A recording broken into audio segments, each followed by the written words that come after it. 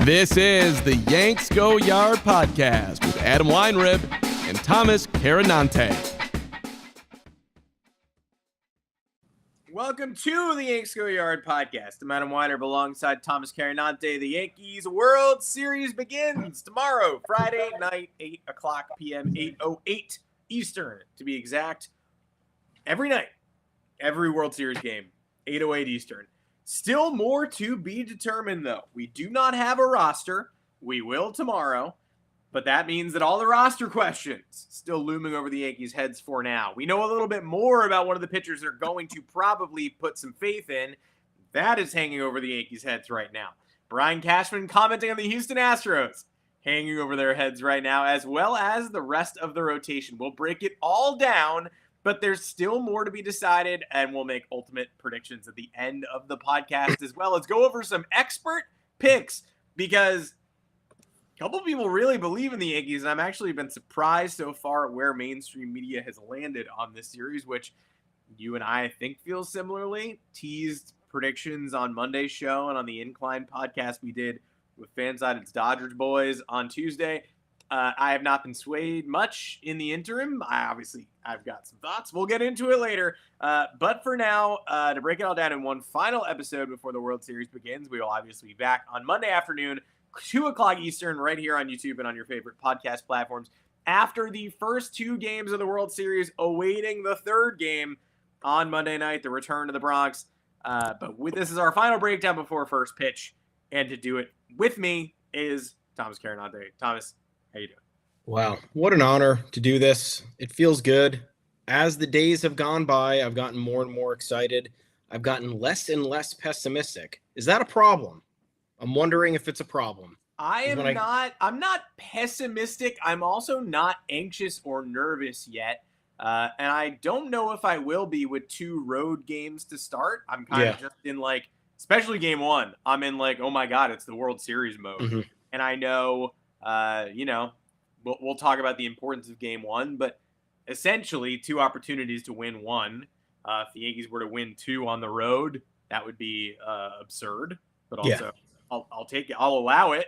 But right now, you forget how special the World Series is after 15 years of not being a part of it. And now that, I thought maybe the gloom and doom would descend by now, and still I'm just kind of pumped that I get to watch the Yankees play in the World Series tomorrow.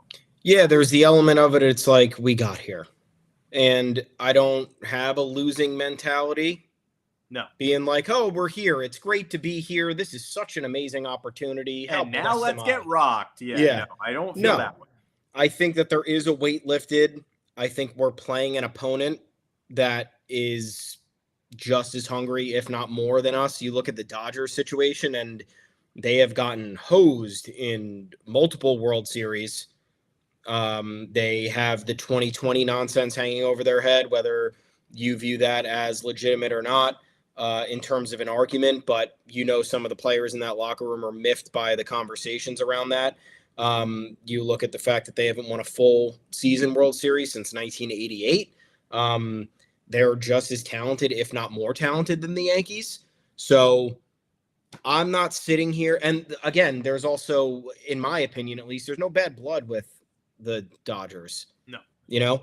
So it's like, I don't hate them. I obviously want to kick their ass. That'd be awesome. But I have no motive. That's not what I'm thinking. Right now, all I'm thinking is okay, the Yankees got this monumental weight lifted off their back.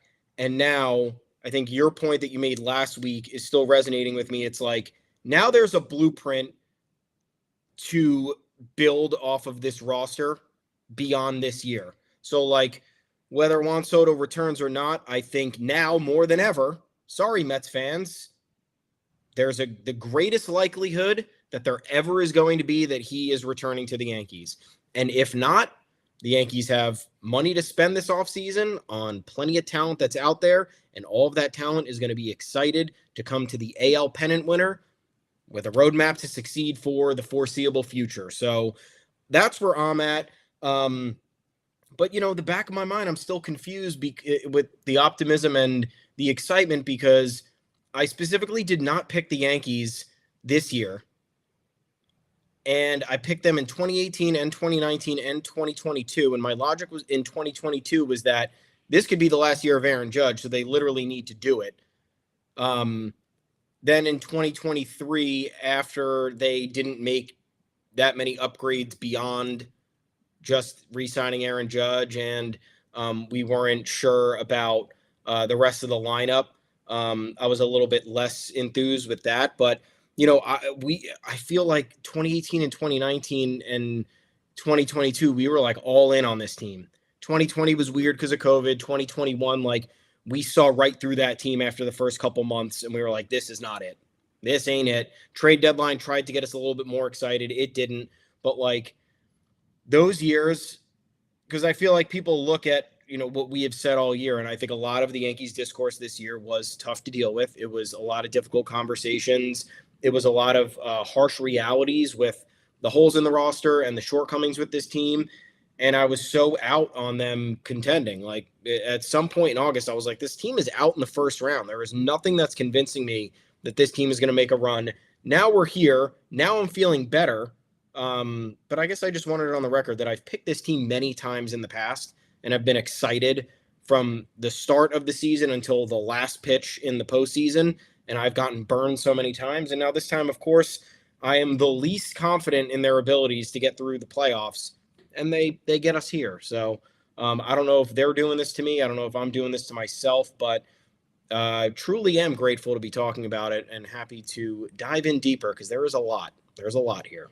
Yeah, it's even, I will say, had me reconsidering my stance on getting World Series gear early, which, like, I will be honest. I mean, I did in 2009. I bought everything. And I will talk with this about fans, and I don't think there's a right way to skin this cat. But in 2009, I bought everything. I bought the World Series fitted hat with the patch instantaneously. I bought the American League Champions t-shirt. And that was 6 years after their last World Series berth and 9 years after their last championship. And as a college student, I felt 9 and 6 was eternal. A college student Yankee fan. That was deeply silly. But either way, I was proud of them for making the World Series. And someone was like, well, what if they lose the World Series? You're not going to want that hat. And I was like, I still think I'm going to want that hat. And also I'm going to give them a chance to win the World Series. And then they did. And then I wore that hat every day for like 5 years. Then they didn't make the World Series for 15 years. And my immediate impulse was, I'm not going to buy it. I love the gear, and I think I love this team so much that if they were to lose the World Series, I would go buy some of this gear after if they don't win the World Series. But what I definitely don't need is like a fitted hat with this World Series logo. I have enough fitted hats in my life to get one with a logo of a series they might not win. And then the time has ticked by, and every day I'm checking the store to make sure they're not sold out. And that's really the measure of like, hey, do you want something or not? Like, are you going to be upset if it's gone? And I'm, sort of playing the percentages. Like, if they do lose the series, I don't know what I'm going to get, but I'm going to get some memento. But you don't want it to be, ripped off the shelves, and then all that's there for you to pick through is Dodgers World Championship gear and, Yankees postseason sweatshirts or whatnot. This is a special team, and I think I'm sort of – look, I haven't made a decision yet. But I've sort of reconsidered my stance a little bit about, well, I don't need a fitted hat with a patch on this. It's been 15 years, and all 15 of those years have been spent gleefully admiring other teams' World Series merch. Like, maybe I do. Like, that beanie is cool. It's all very cool, and some of it just says World Series, and all of it just says World Series. Sure, yeah. None of it says World Series participant. You're going to remember the World Series. This is an historic World Series, and you're going to maybe look up at the calendar in December and be like, oh, I liked being in the World. That was a great week and a half when we were in the World Series and had no cares in the world. I wish I had a hat to commemorate that. That said, want to win the freaking championship. And if they do win the championship, what you're going to wear is the championship gear and not the hats from this current iteration of the hats. I'm buying some, dude. I think I'm going to buy something. I think I'm going to buy something. American League Champs is a good shirt, and I always like a pennant. Get a pennant, put it in the room. And you can double it up and like, I don't know. What's the literal worst case scenario? What, you buy a hat and a week from now, you're like, I wish I hadn't spent $40 on a hat. Okay. Donate it. Donate it. It's fine. You just won't have to have that hat anymore. I'm thinking about it. I'm always cleaning out hats, but I'm never cleaning out hats, and that's my problem. But you are able to do so, and a kind person would. So it's an option. And so I think, buy something. Like, you know who's happy right now? The people who bought everything immediately after clinching the pennant and then just posed in all of their stuff and are going to wear it all week while the team plays in the World Series. Those people are happy. They're not thinking about like, ooh, I really wish I'd wait. They're just going to buy more stuff if they win. And then they're going to be fine if they lose, because this team deserves a standing ovation. And the Brendan Cuddy, Chris Kirshner column that came out this morning was somewhat incredible, and it was about Aaron Boone. And I mean, look, it was about the roster and the camaraderie, but it's the kind of column that I feel the same way about the gear as I feel about this column. I've read this about every team for the last 15 years. That not only are they a talented baseball team, but there's something behind the scenes, and they're motivated by something bigger. Mm-hmm. And here are the traditions they've been doing all year that haven't been reported on, but now we're going to report on them because they're in the World Series. Apparently, Oswaldo Cabrera has been taking Polaroid photos of the game MVPs all year and having them sign them and write their nicknames on them and putting them on a corkboard in Judge's locker. The kinds of things that people don't write about until the bell rings and the final out's in Juan Soto's glove, and you're like, they're in the World Series now. They're one of the teams that can, at the end of the day, say we created a tradition that got us to the pedestal. They are the best team in the American League. And like you said, Juan Soto, where does he go? Definitely tap me in a week and a half. I don't want to have a detailed Juan Soto free agency discussion on the last pre-World Series podcast, but the crux of the Mets argument is we have all the money in the world. We know. And the secondary part of the Mets argument got stronger as the year went on, and it was David Stearns is a baseball genius. He turned spare parts into a contender around Francisco Lindor. Think about how much stronger they would be with Juan Soto instead of Pete Alonso, who would probably walk in a scenario where they signed Juan Soto. And when the Mets and Yankees both made the CS, it was like Stearns' thing worked, Cashman's thing worked. One of the teams currently has Juan Soto. One of the teams is courting Juan Soto. It's as poetic as you could have drawn up. But then one of those teams got eminently outclassed by the Los Angeles Dodgers, out-talented, as the Yankees writers like to say. And so now the Mets' top argument is, we can pay you a ton of money, and you might be our missing piece. But we don't know, because we're going to lose Alonso. He was huge. Maybe we bring Alonso back. That's a compelling argument. But either way, we didn't make it to the World Series this year. And maybe with you, we will. And what's the Yankees' argument? We had you already. We just made the World Series. All your friends are on this team. And there's a Juan Soto segment in the column that said Aaron Boone's been giving out game balls. And after game 5, he pulled Soto aside and presented him with a game ball. And they hugged. And then he went to a dance circle. Like, it's really tough to read that and be like, he's probably just going to bolt for the Mets, though. Yeah. Bro. Like, maybe he will. And maybe Hal Steinbrenner wants to reset, and maybe they win or lose the World Series, and Hal Steinbrenner walks in the room and is like, best we can do is $400 million, Juan, but we know you loved it here. Like, that's possible, I guess. But we were told all year long, if the Yankees win the World Series, it changes everything. If the Mets win the World Series, it changes everything. Mets didn't win the World Series. Yankees are still alive. I mean, Juan Soto's, like, I don't know. Yankees made it further. Like, what do you want to... Yeah. What do you want from me? They've already advanced further than the Mets. I was so and I'm not even a Mets hater. I was just so confused by Jeff Passan's end of the year Mets column, like very flowery end of season type thing, talking about how this team has building blocks for the foreseeable future and the Mets are not going away. And it's like, we just saw the Mets go away last year. The year before, they choked in the playoffs. This year, they're losing Alonso, Minaya, Quintana, Severino, Bader, Ottavino, Stanek, Jose Iglesias to free agency. It's like, what? What do you mean that this team is better positioned or like as big of a threat as you could possibly be to the Yankees for Juan Soto? It's like, I think the Mets are talented. I think they caught lightning in a bottle more than anything. And now I think they have a lot to do because they have a lot of roster turnover with key players that helped them get there. Like Sean Manaea was a massive, massive get for them and outperformed expectations and got them, essentially to the NLCS. Pete Alonso is going to cost a lot of money. He's the most prolific power hitter in Mets franchise history. Severino outpriced himself out of the Mets market, if you ask me, in terms of how many people are they going to sign to lucrative contracts if they're earmarking all this money for Juan Soto. So it's like, I don't know, that really bugged me, just because it didn't really make sense. And like, we're talking about this team riding off vibes, right? Grimace, OMG, what was the other one? Hawk Tua girl throughout the first. No, there was another. No, the fucking pumpkin. Pete Alonso just starts carrying a fucking pumpkin around, and it's like, these are the vibes, bro. Yeah, Seymour Wiener was a guy. I mean, a lot of things, and, a lot of guys. Well, and look at all the vibes, guys. OMG, free agent. Is he going to re-sign? Don't know. Mr. Pumpkin, Pete Alonso, free agent. Is he going to re-sign? I don't know. Harrison Bader's outfits, which were a big part of Jeff Passan's article. Is he going to re-sign? I don't know. So it's like, whatever. We're in the World Series. Why are we talking about this? Yeah, it's a great. Why the fuck am I talking about this? But I am now thinking about Steve Cohen in the Juan Soto meeting being like, Juan, we lost Jose Iglesias, but we do have sheet music. Have you ever sung before? We commissioned a new song, and I tell you what, we'd love to have you sing it. And that could be good for the guys.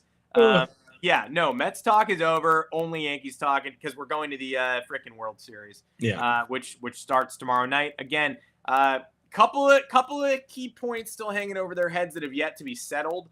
I want to talk Nestor Cortes first, just because for all intents and purposes, it does seem like Nestor is going to be on the World Series roster, and I think objectively the right call, regardless of what he's able to give. Aaron Boone mentioned, I don't think he's built up to be a 3 or 4 inning guy at this point.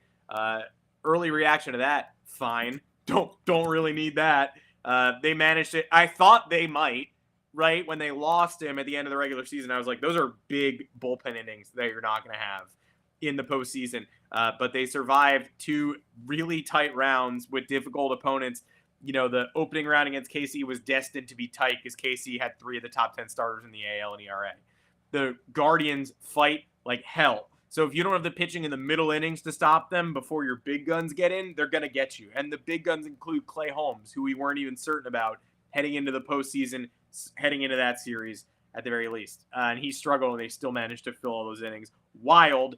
That got them to Nestor, who seems ready, but isn't going to be a bulk guy. That's probably going to be, if they need bulk, he'll maybe get called upon early, or it's Leiter and Nestor and Cousins. I mean, we saw those middle of the bullpen guys look a lot better at the end of the ALCS than we thought they would at the start of the ALCS.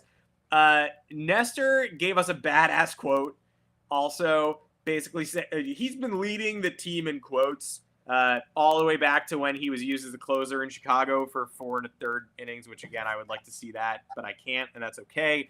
Basically saying, I did not like this. I did not choose to do this. I was our opening day starter when we needed one. But guess what? I'll do whatever it takes for the team.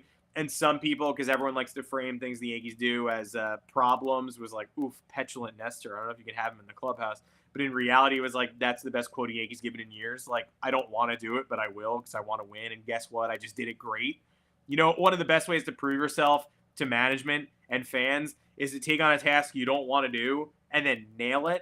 And he did that. And so now here we are. And he was basically like, he was asked, this is a risky, obviously you got a flexor strain. That's a big risk. You worried you're coming back too soon. And he was like, I talked about it with my team. Like, look, hey, you know what? Maybe it doesn't work out. Maybe I miss a year, but it'd be worth it because I have the chance to pitch in a World Series. Holy shit.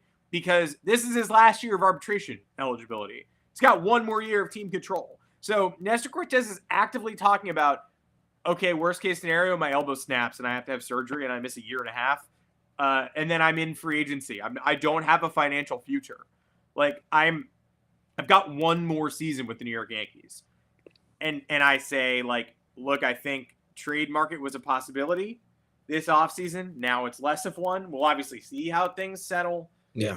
It's not like Will Warren has grabbed the frickin' reins. All this need for pitching this postseason, how many times did Will Warren's name come up? 0.0. But I think, I am looking at Nestor.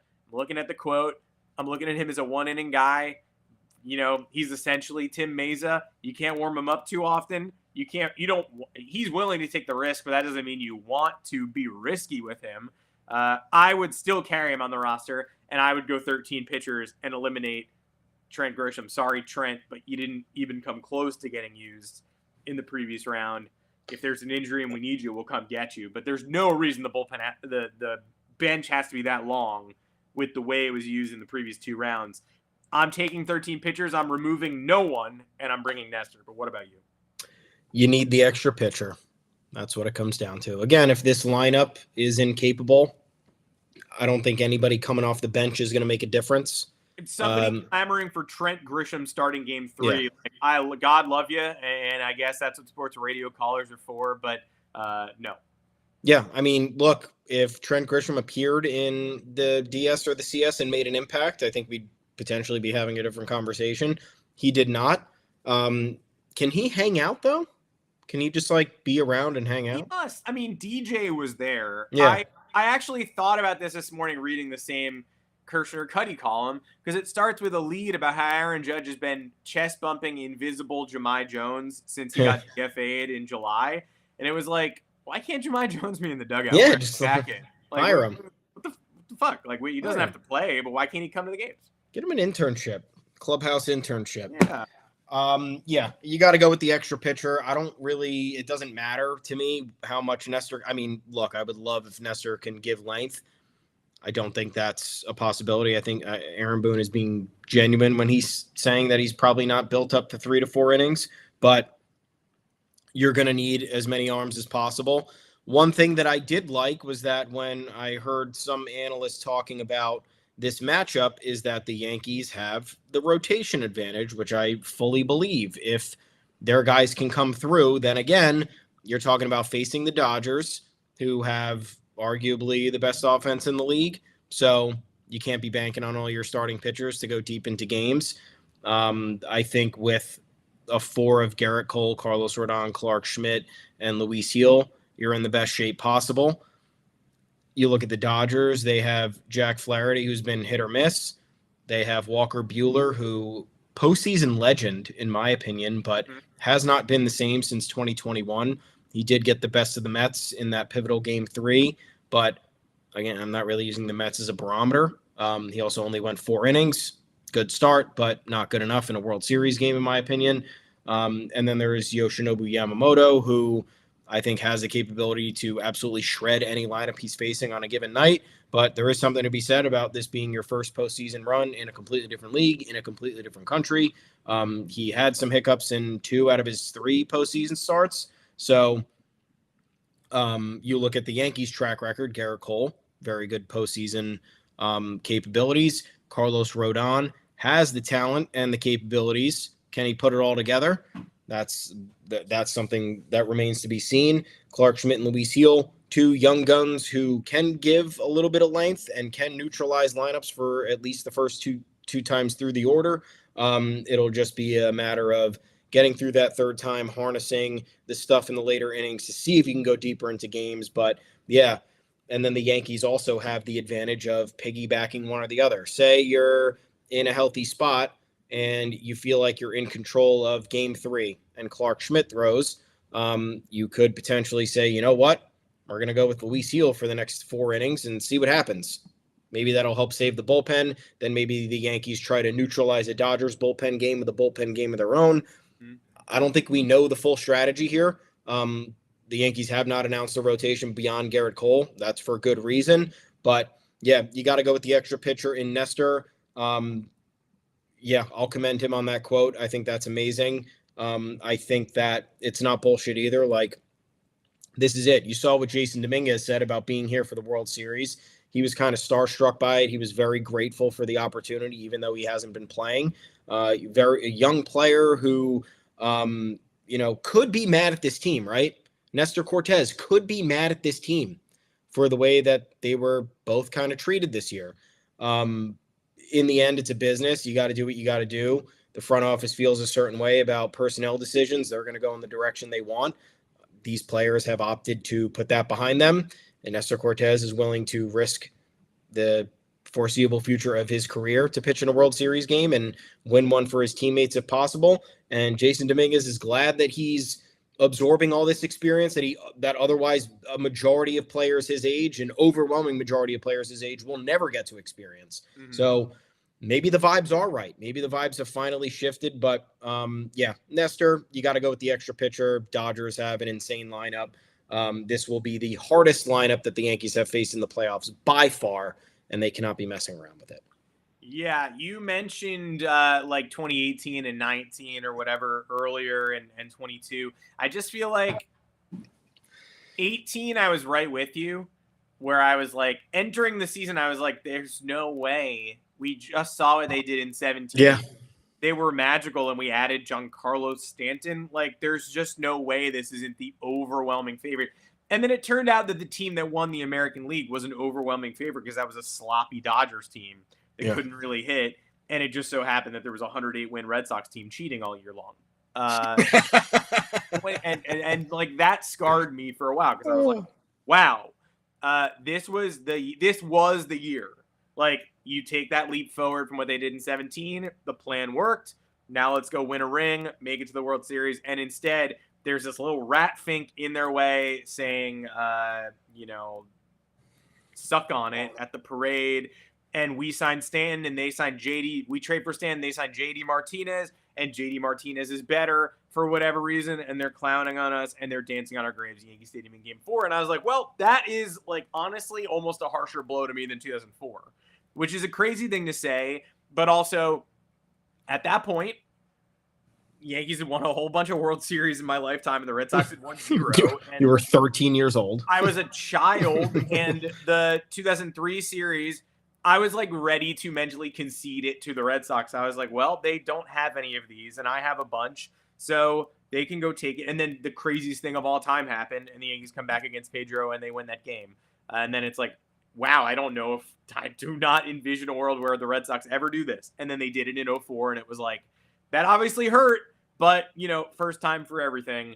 It changed the course of history, but sure, I understand. 2018, it genuinely was like, there's no reversing this. Like, this was the year that we were supposed to reverse it back.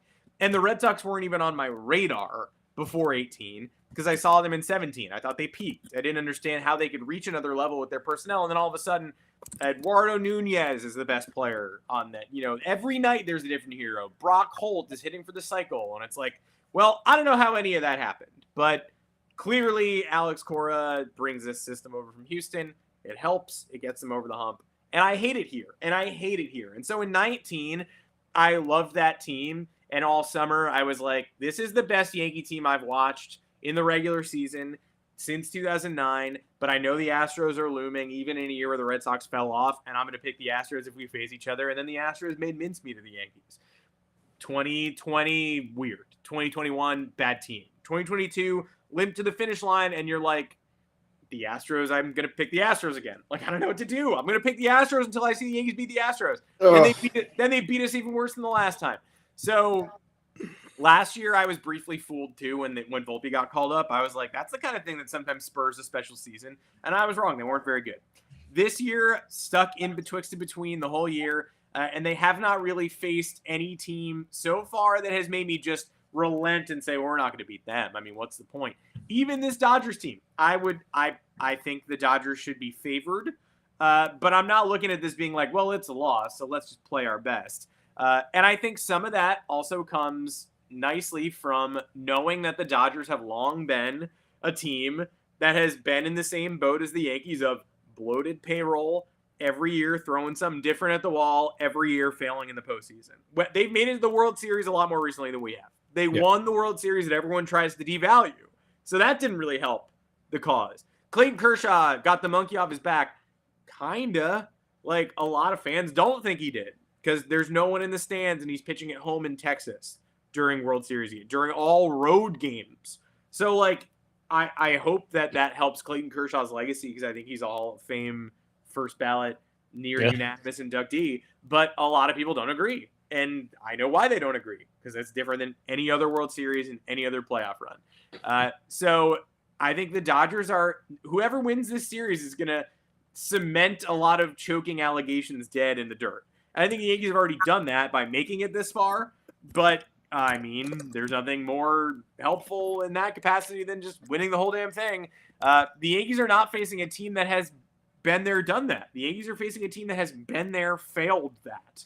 So Shohei Ohtani's also never been there and never done that until the last round. And the Yankees were the first team he eliminated from his 2017 free agency search. He hates us. He hates coming to the Bronx. I find it very interesting. And I also just think the Dodgers, while they have failed in recent years at the highest level, they have rings. They have the 2020 ring. They have a storied franchise history. I have nothing against them, but there's not even a winking element of, man, I feel a little bit bad for this team. Like, I've got rings in my life. I don't want to take one from them. If the Yankees were playing the Padres, for example, there would be a little bit of like, hope the Yankees win the World Series, but these Padres fans have never seen a World Series. I feel a little bit like shit in the way that my 13-year-old self felt about the Red Sox and should not have. I wish I hadn't, because those guys all ended up being tools. But if the Yankees were facing the Padres, or if the Yankees had faced the Tigers last round, I mean, even Cleveland, there's an element of, I got over it by being like, I don't think this Guardians team has a chance in the World Series, so I don't, like, why would I care about them advancing and get their ass stomped by the Dodgers? Yeah. They've been to the World Series more recently than we have anyway, so they have that in the back pocket in 2016.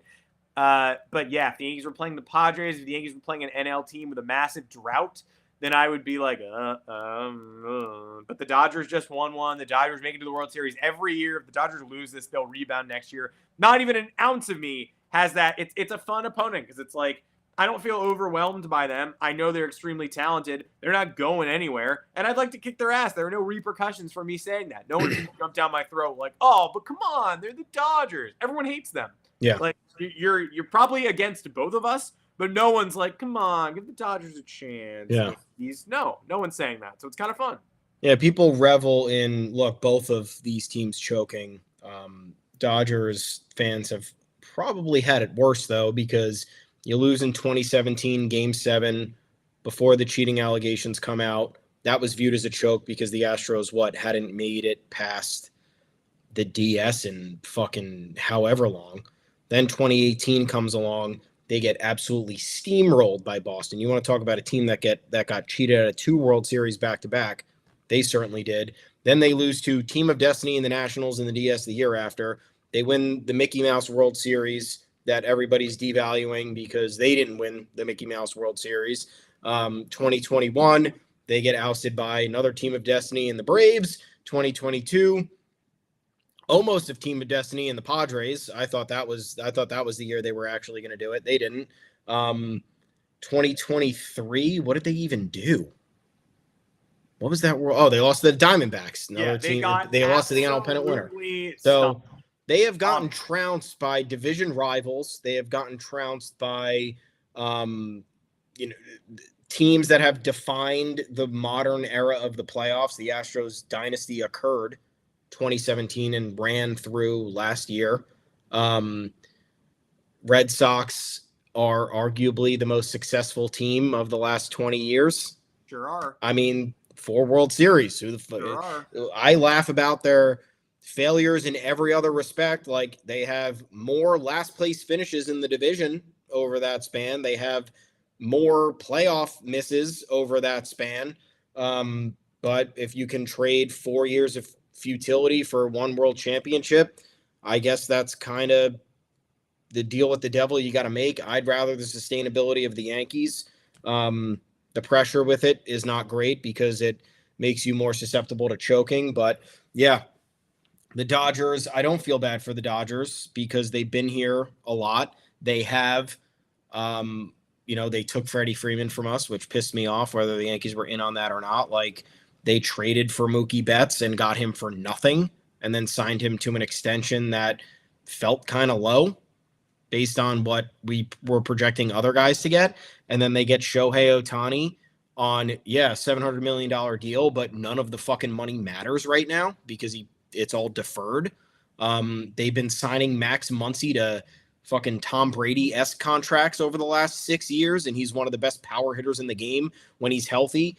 They got Yamamoto, and it wasn't even really a competition. That was where he always wanted to go.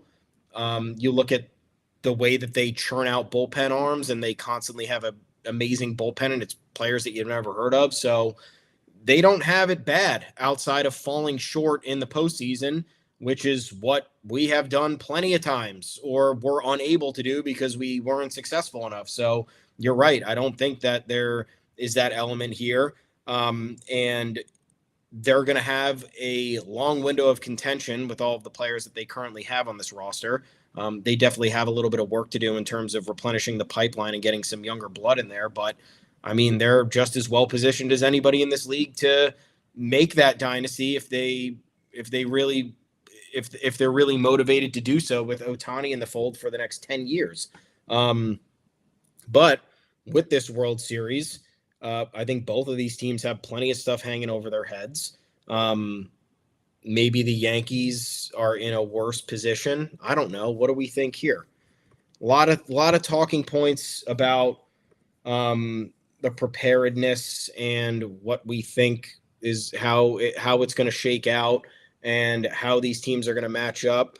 And the Dodgers have kind of answered the bell in some ways. I think they had a harder postseason run. I think there is something to be said about having to go coast to coast during the NLCS. Yeah. That prepares them a little bit more for travel. Yep. Call me nitpicky. I don't know. The Mets, team of destiny-esque, took them down. Padres. I'm so glad we're not facing the Mets. Like I So am I. But I'm so glad. So am I. You have the Padres, who I think are a better team than the Dodgers, and just hit a cold spell at the worst possible moment. But nonetheless, Dodgers came back from down 2-1 and got the job done. They split at home against the Mets and then took 2 on the road in the CS. They had players step up in massive ways, unlikely players step up in massive ways as well. And the Yankees, look, we'll shit on Bill Simmons in a minute because he tried to devalue the Yankees' run to the World Series, which I get. And look, I hope they shove it up their sphincters. Whoa, are you 55? Yeah. You have adult children, you moron. Literally said he hopes the Dodgers are. I can't wait till the Dodgers shove it at their sphincter. I thought, isn't he the king of the reverse jinxes too? Yeah. So just being like, I can't wait till the Dodgers kick the Yankees' ass. Like, did you forget your own thing? Yeah. Aren't you supposed to say the exact opposite? Like, Yeah. I don't want to do your job for you, but that's supposed to be what you do. It's so true. In terms of the Yankees postseason run, though, it's like, yeah, there is a very small part of me that wishes somebody else was in this path that we bulldozed or like were maybe overmatched by and ended up taking the series, getting the upper hand at a pivotal moment that really lifted this team to a degree that felt it was undeniable that they were going to win the World Series. But it is what it is. You don't get to choose who you face in the postseason. Yankees got the job done, and they had big names step up. I think the biggest part about this is a lot of the topic of conversation was, are all of these players going to show up? Is Aaron Judge going to continue his postseason slumping? Juan Soto, he had a rough, 2022 and 2023 with the Padres, and then the Nationals have been irrelevant since 2019. So it was like, all right, what has he got in the tank? He hasn't really made a postseason impact in 5 years. What are we going to do? Like, well, what's this going to look like? Nonetheless, Stanton didn't really have a good season, has been hampered by injuries, is not the perennial MVP candidate that he once was. All of those guys stepped up and more. Gleyber Torres turning into one of the most integral players of any team in this postseason. Anthony Volpe morphing into a completely different hitter. The hitter that Aaron Boone said, quote, this was the guy we envisioned the entire time. It's coming together in October. So maybe those are the small silver linings that we need to look at. Maybe some of the detractors out there are trying to downplay how actually good the Royals and the Guardians pitching staffs were. They just don't get it. It's A lot of people pick the Guardians before the series, and then after the series, they're like, you just beat the Guardians. And the Bill Simmons one of like, Emmanuel Clase is the best pitcher in baseball, and then all of a sudden he's getting hit for no reason. The reason is the Yankees kicked his ass. Like, it's not that hard. He didn't walk the bases loaded and like give up 2 runs on a bases loaded error. Like, he got stomped on by Judge and Stanton. Like, that's the one that I'm like, obviously you don't know who the Royals are, but it's fine for you to be like the 86 win Royals aren't good. Fine, I get it. There are better teams in baseball than the 86 win Royals, but don't tell that to the Orioles, who couldn't do shit against them at home. Yeah. But the Guardians, everyone was like, I don't know if the Yankees have an answer for this 4 horseman led bullpen of Cade Smith and Hunter Gaddis. And then the Yankees just, they sent Clase into a spiral of like, you know what you can't do is flex your individual accomplishments after blowing a save in the playoffs. Yeah. But you know what you really can't do? Fuck up again after doing that once. Like, that's really, like, you can't do that. And he did that. I mean, that's what the Yankees of old used to do. Take the opponent's best player, demoralize them. And they haven't done that in forever. But that shouldn't be like, well, I guess Clase wasn't as good as we thought he was. Just so random. He got beat up. Like, the offense beat pitching. It's not supposed to happen. And I think, I mean, right back to the Dodgers praise, like, I think the craziest game that any team has won this postseason so far is the Yankees winning Game 4 in Cleveland. Just because undermanned, you got heel going, all the momentum on Cleveland's side after Game 3. But late error. I think the late error, all the momentum on Cleveland's side during the game. Yeah. But I think the second craziest is Game 4 in San Diego that the Dodgers won.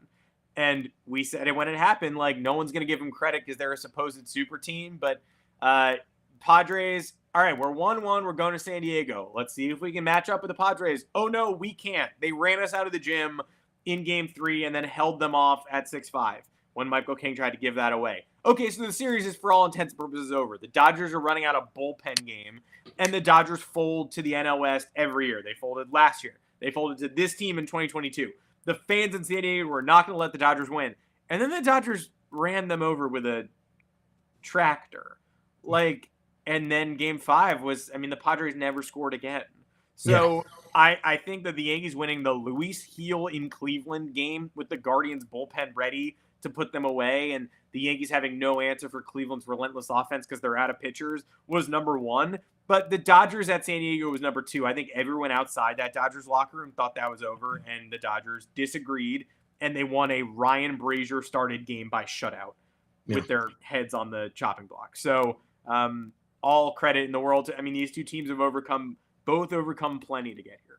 Yeah, so look, we're level-headed, and the thing that pisses me off about the postseason discussion, right, is like the Yankees will be discredited for beating the Guardians, or the Dodgers, won't be as heralded for making that comeback against the Padres because they're supposed to win, but when they don't win, they're a laughingstock. So it's like, and we don't view it that way because I think we've watched enough postseason baseball in our lifetime. That's the one thing that we have, right?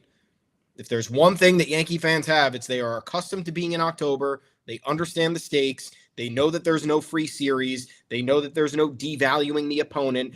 They know that there's no wishing they had a different matchup. It's just, it is what it is. This is what's in front of you. This is what you spent the entire season training for and getting ready for. And now we got to take, and now it's day by day. So the fact that these two teams were able to take, and look, I am one of the biggest Yankees haters out there. Their Game 4 win after blowing Game 3, that changed everything for me in terms of this team's mentality and this team's capability of winning 4 more games. Because I thought that this was at least going to 6 games after that. There was no possible way in my mind after watching this team and the last, 3-4 years of Yankees baseball. I was like, there's no way.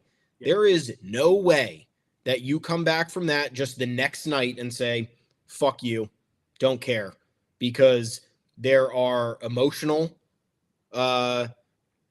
circumstances there that go far beyond comprehension with the highs and the lows There's being on the road. There's giving the momentum to the home crowd. But the Yankees scored right away in that game. They remained steadfast throughout. So I guess there is some validity to Aaron Boone saying that this team is even keeled and they never get too high or too low. Maybe it finally came through, but I'd like to see this team get a little bit high throughout this World Series. I mean, I firmly am in agreement with you, especially if they let the crowd back in a huge way. No series starts until the home team loses, and the home team won game 3 as emphatically as they possibly could. They move on. I mean, we get into the prediction game a little bit. Like, look, we don't know the rotation behind Gerrit Cole. I think that's interesting. I assume they're eventually going to come to the conclusion that it's Rodon in game 2. I don't hate Rodon in the home game for 3, to be honest. I don't hate Cole, Clark Schmidt, Rodon, heel. We'll see. I mean, there's going to be a long layoff either way. But Cole being Gerrit Cole could be such a huge part of determining this series. Yep. The smart chatter is around, hey, the Yankees still ask Rodon and Cole to be starters. The Dodgers have Flaherty with diminished velo and Yamamoto, who's been a 5-and-fly guy, and they have a scheduled bullpen game, and the Yankees don't. Gerrit Cole's 3 starts in this postseason so far. And again, big banner disclaimer, not a knock on Gerrit Cole, who is still the number 1 person in this series I would take in any given game. Also, look around in Major League Baseball, number 1 starting pitcher I would take in any game, except maybe Tarek Skubal, who got beat up by Cleveland in his second start. So I think those are your 1 and 2. And then what's the excuse there? Yeah, I don't know. Eric Skubal's never pitched in the postseason, though.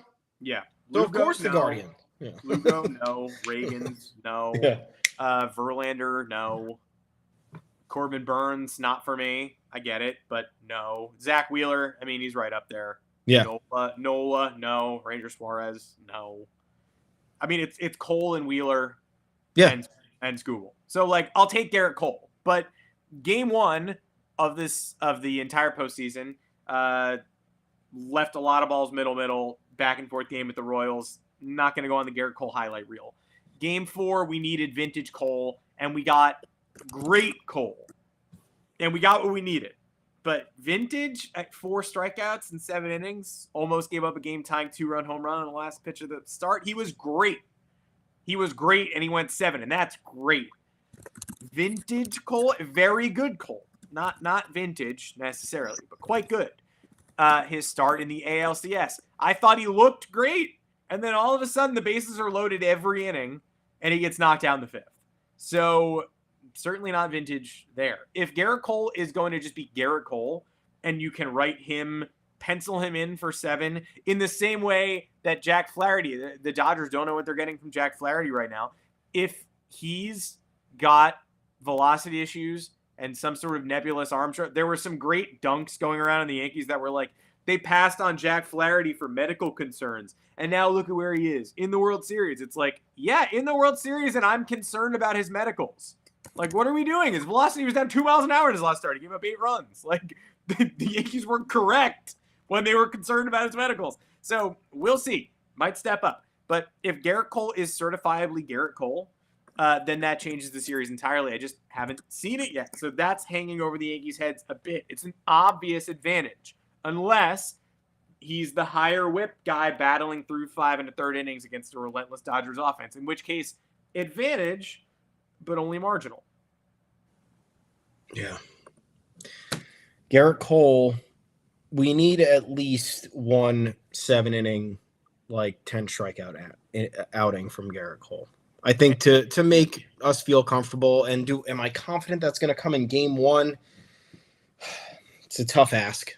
Certainly a tough ask. But again, the length advantage is on the Yankees side because Flaherty's last postseason start was a disaster. Yamamoto, I think, has not eclipsed 5 innings in a start. Is that correct? Somewhere close to that. He did not perform well against the Mets. He got knocked around in game 1 against the Padres. And then I think he was on the mound for game 5. And maybe he got yanked before 5 because the Dodgers had some more bullets in the bullpen. And then you have Rodon, who I think is a wild card. He could go 7. He could go 3. But that's why Gerrit Cole is the stability. He's the one that they absolutely need to lean on.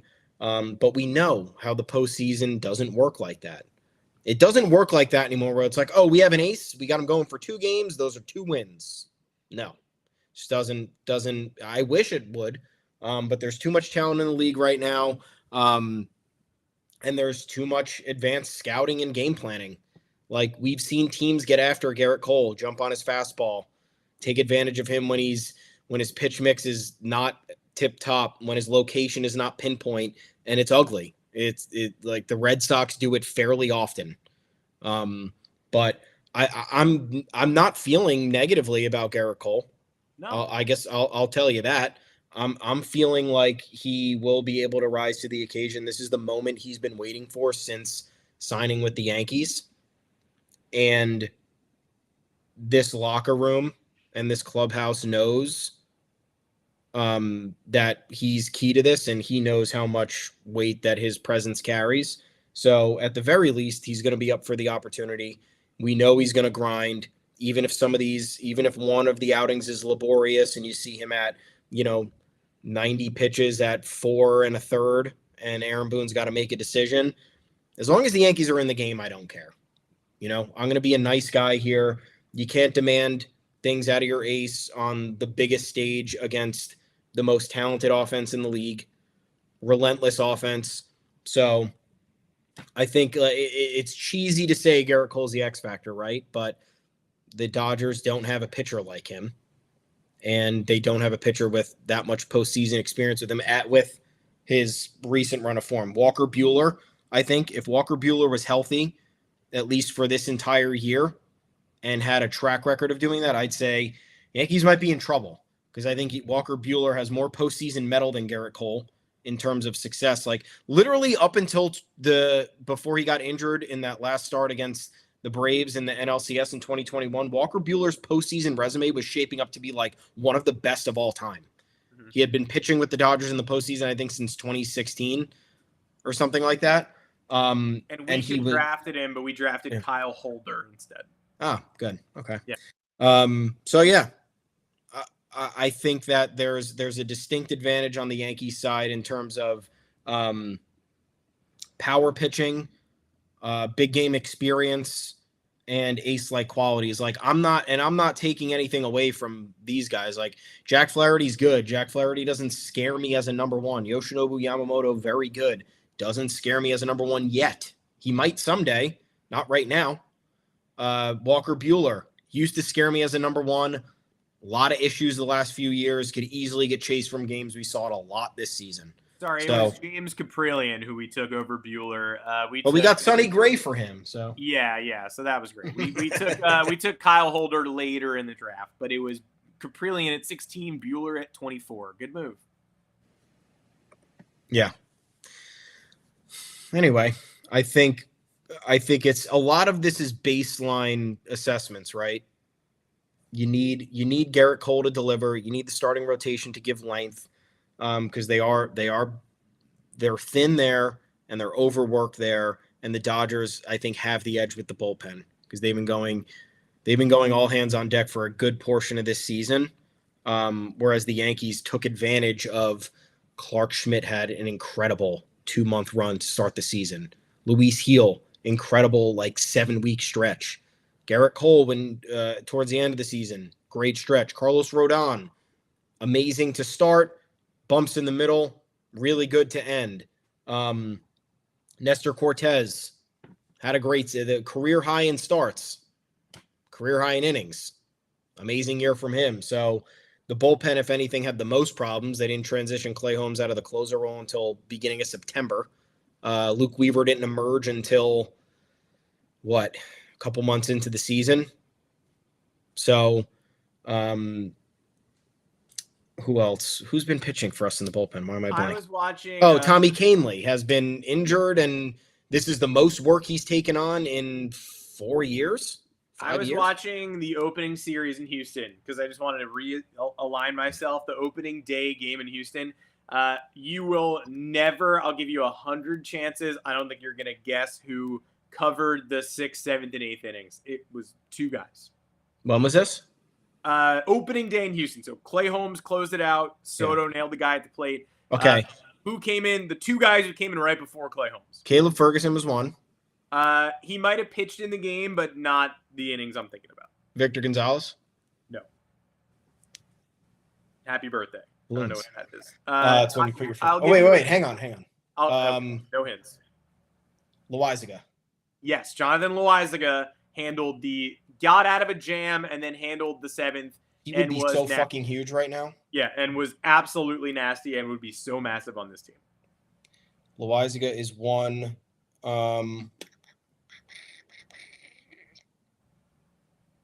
Did we have any other lefties? I'm trying to think. I don't know if we did. The unfortunate hint is he's still around, but will not be pitching in the World Series. He's still around. Around how? A Yankee in the Yankee system. Not going to be Clayton Beeter. No, I wish. But he did pitch, didn't he? He pitched in the finale, I believe. He was a Yankee much more recently than Clayton Beeter. Wink, wink. Damn. All right, hit me. Ian Hamilton got the 8th inning of that game. Oh yeah. So our top two set of men were a guy who was injured first week of the season and guy who got hurt, fell out of favor, came back, fell out of favor, never got back in favor, got hurt last week and won't be pitching in the World Series.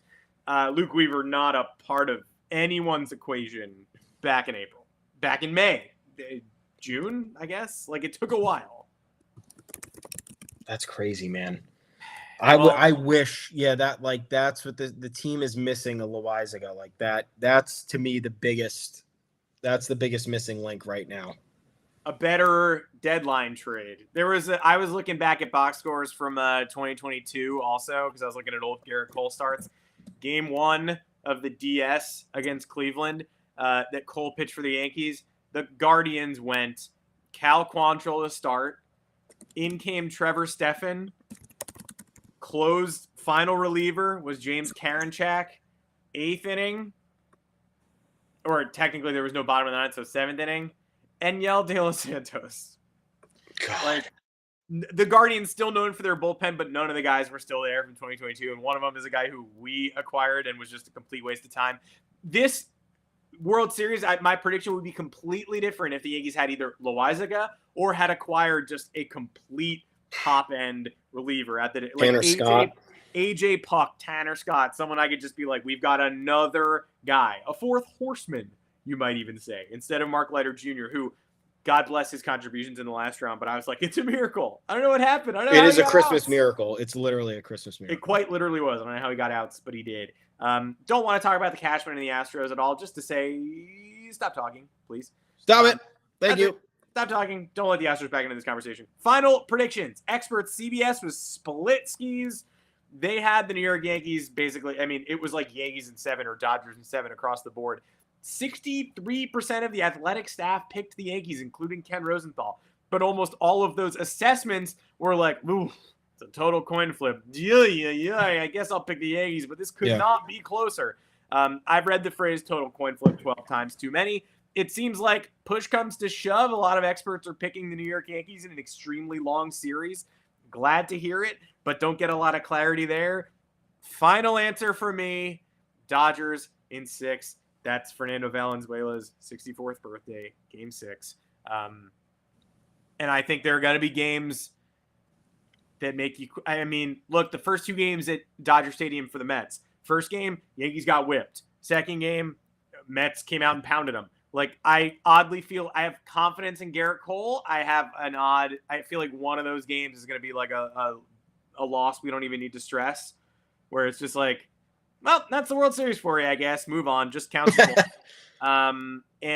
we'll see. I think the Yankees can battle it out, and I would not at all be surprised by a Yankees victory. I think the lineup is a little bit top-heavy.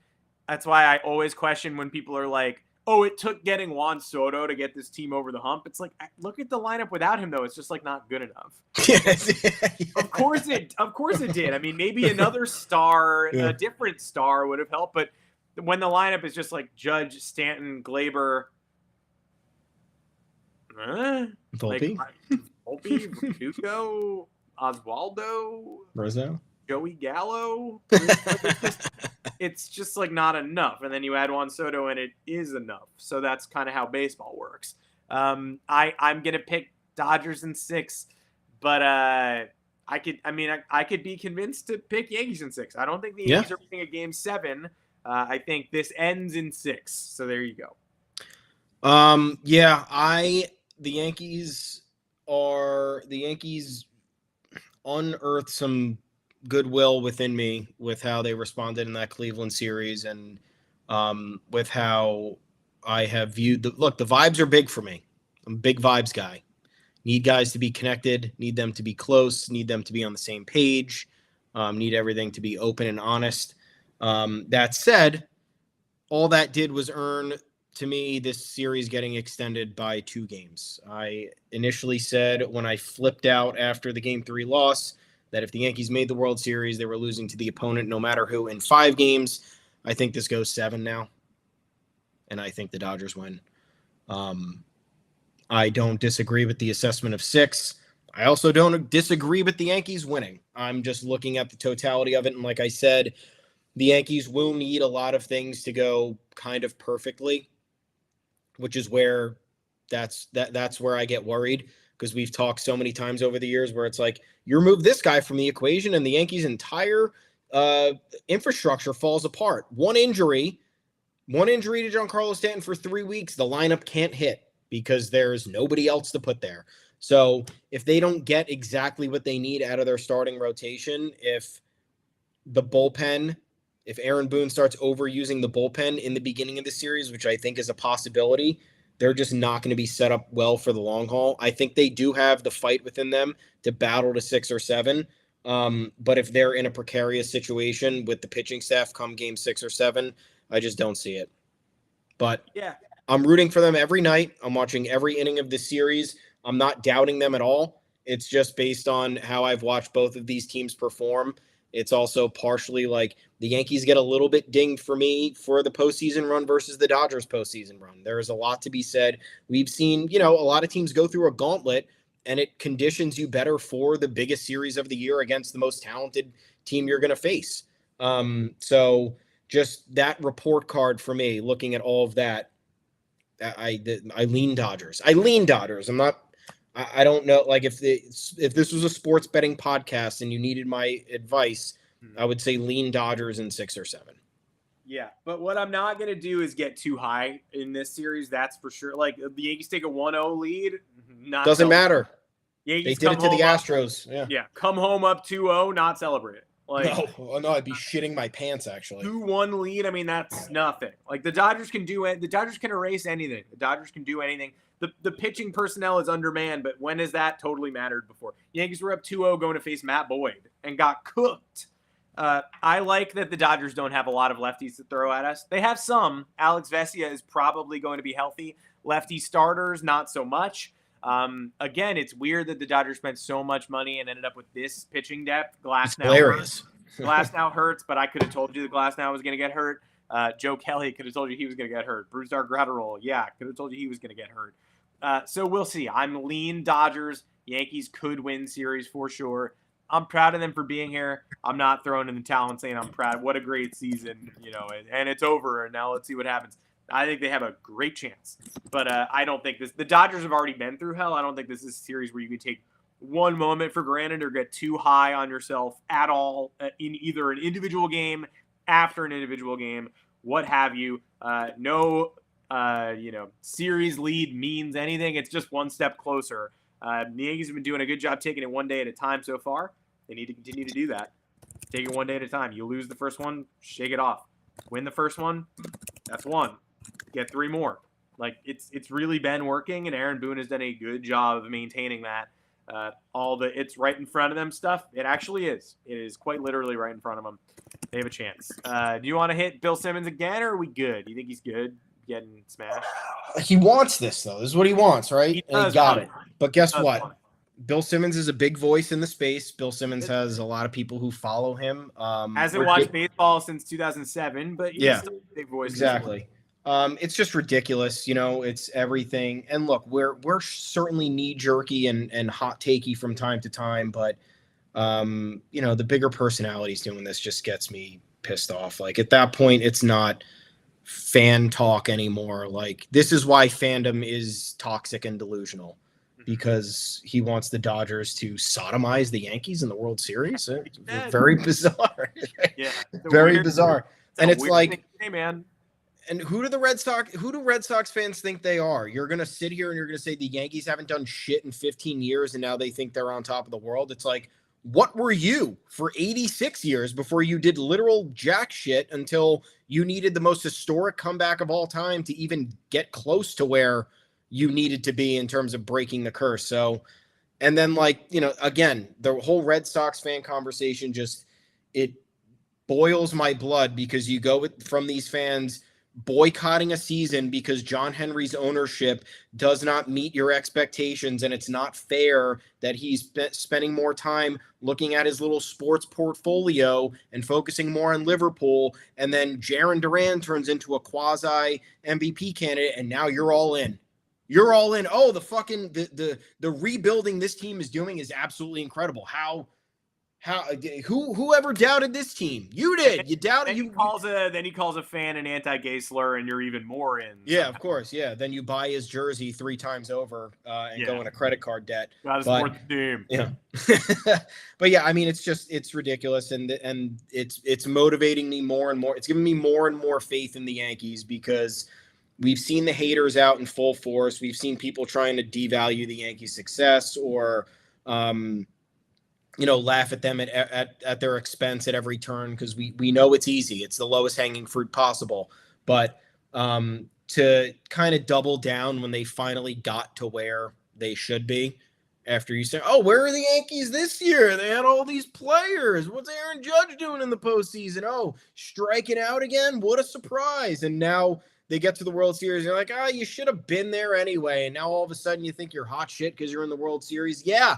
I mean, if my fucking team makes the Super Bowl, yeah, I'm walking all over you. I'm literally stomping on your grave, because getting to this point, whether you win or lose, is the hardest thing to do. Don't care what the rosters look like.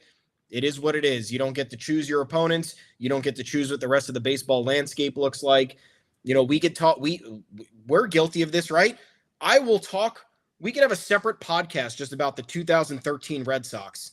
And how that's the biggest bullshit team of all time. They won the world. I can't take it away from them. Yeah. They got to the World Series. They won the World Series. There's nothing we can do.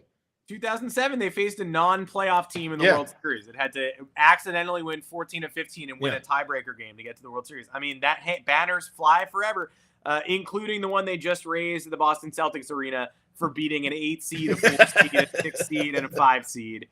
Without Jimmy Butler, without Donovan Mitchell. But they don't get enough credit. So without Tyrese Halliburton, but they don't get enough credit for winning the easiest NBA championship in the history of the league. So yeah, you love that one. We're having a good time with this one. Hopefully we get to end it by raising a championship banner in New York as well. But this is the last time you'll hear from us before games 1 and 2 of the World Series. See you on Monday, 2:00 Eastern, to recap those. Talk about the Yankees headed home for game 3. Crazy. Game 3 is guaranteed no matter what. Psyched to see you. Check your ticketing app. See if you can get in. If you have $1,700 additional dollars, don't need to pay rent this month. See you at the game. Not going to be there. Not going to make it happen. But I am Adam Weinrib. You can find me on Twitter at Adam Weinrib. Thomas Carannante. Where can the people find you? Folks, thanks for tuning in once again. We went a little bit over today, but you deserve the extra 10 minutes, don't you? Sure did. You can find me at Tommy's_takes. I'll be there all postseason long. We are both at the official Yanks Go Yard Twitter account at Yanks Go Yard FS. Like and subscribe to the YouTube channel, please. We thank you guys for listening. Head on over to yanksgoyard.com. Thank you guys for reading. That is where you are going to get all of the written content you can dream of. We are all hands on deck for this postseason run. We've been the entire time. The stakes are, once again, getting higher with the World Series here tomorrow night. Let's go, Yanks. We appreciate the support, everybody. And this is it. We'll talk to you again on Monday. Let's go, baby. One day at a time. We will see you.